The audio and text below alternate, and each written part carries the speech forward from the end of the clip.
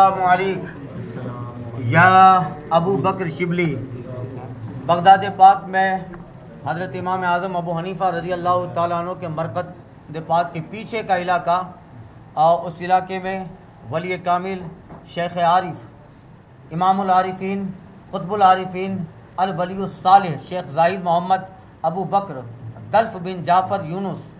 شبلی المعروف ابو بکر شبلی کی بارگاہ میں فاتحہ خوانی کا شرف ملا۔ بہت بڑی بارگاہ، سرکار بغداد قطب الاقطاب فرد الافراد ابو محمد محی الدین شیخ عبد القادر جیلانی غوث اعظم کے بھی پیروں کے پیر ہیں، یعنی ہم جسے پیروں کا پیر کہتے ہیں یہ ان کے بھی پیر ہیں۔ حضرت غوث اعظم کے دادا پیروں میں ایک بڑا مقام ہے حضرت ابو بکر شبلی کا، اور خراسان میں ایک علاقے میں آپ حاکم رہے، مگر جب دل میں محبت خدا نے انگڑائی لی اور تصوف اور معرفت کے جام پینے کا شوق ہوا، اپنا علاقہ خراسان چھوڑ کر بغداد میں سید الطائفہ حضرت سیدنا جنید بغدادی رضی اللہ تعالیٰ عنہ کی بارگاہ میں تشریف لے آئے، اور اس شیخ کامل نے ایسی سیکل و کٹائی کی، دل کی، ذہن کی، فکر کی،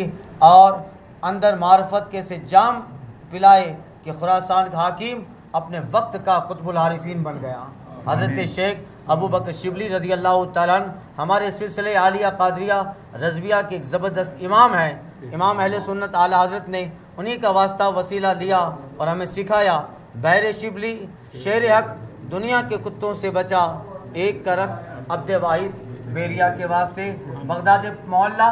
مرقد حضرت شیخ ابو بکر شبلی۔